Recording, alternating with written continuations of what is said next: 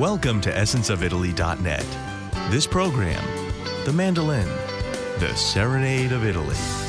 Your host, Carolyn Masone. What could be more Italian than the sound of a mandolin? Close your eyes and you're floating on a gondola in Venice, or walking the narrow streets of Naples as the sun sets. Where did the mandolin come from, and how did it become the signature sound of Italy?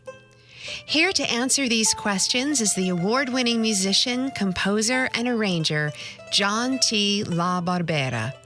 John has been playing traditional Italian music for over 30 years. He's recorded numerous CDs and composed many film soundtracks. His theater credits include several off-Broadway productions, including Souls of Naples with John Turturro, and his Italian music and theater company, I Giuliani di Piazza. John has just completed a book called Traditional Southern Italian Mandolin and Fiddle Tunes, published by Mel Bay. Complete with a CD, this book is a rare treasure for music lovers. It not only explains the origins and development of the mandolin, but contains an archive of just some of the traditional Southern Italian music John has documented. Many of the pieces were learned only by ear from generation to generation, but never in written form. John T. LaBarbera is the first one to have preserved these pieces in writing for the mandolin. It's believed that the Italian mandolin descended from an Arabic instrument called the oud. The oud is a stringed instrument with a rounded back brought to Europe in the 10th century. Over the centuries that followed, Europe molded the oud in its own way.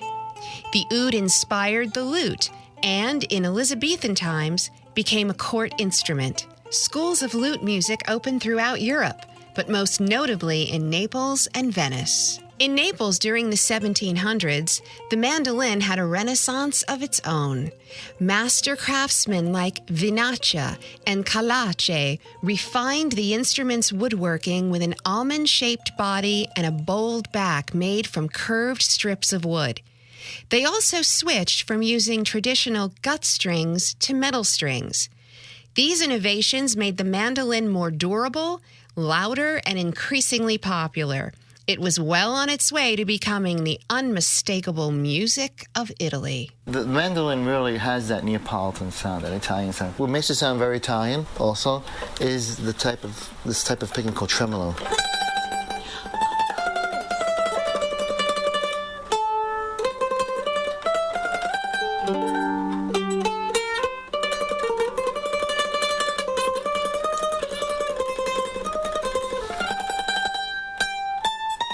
Right? In Italy, there was a long tradition of musicians earning their living as barbers.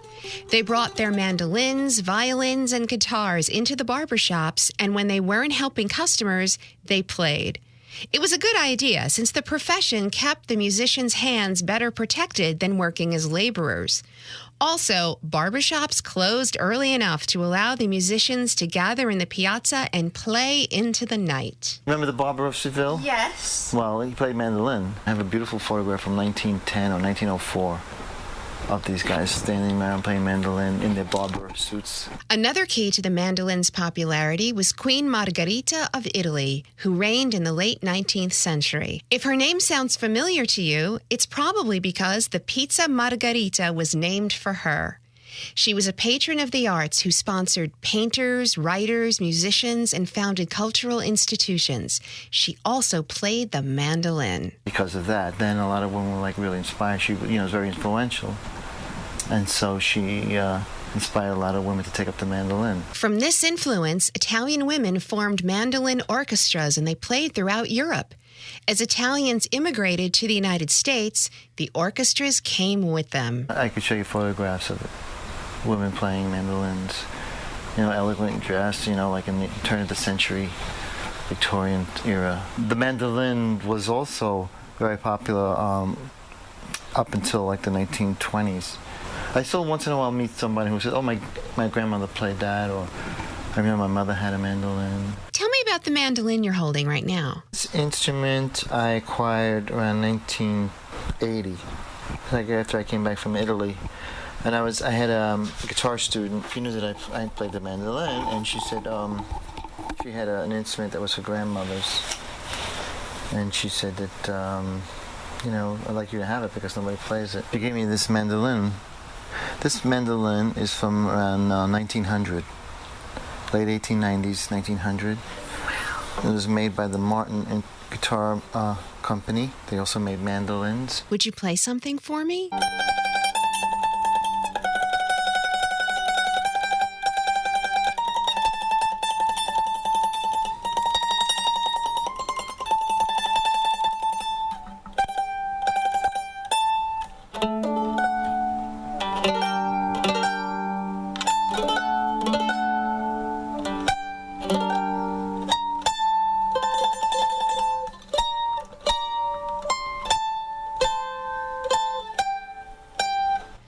Although the mandolin made its journey from the Arab world to the United States, its sound is indelibly associated with Italy. Maybe it's because Italy loved the mandolin the most.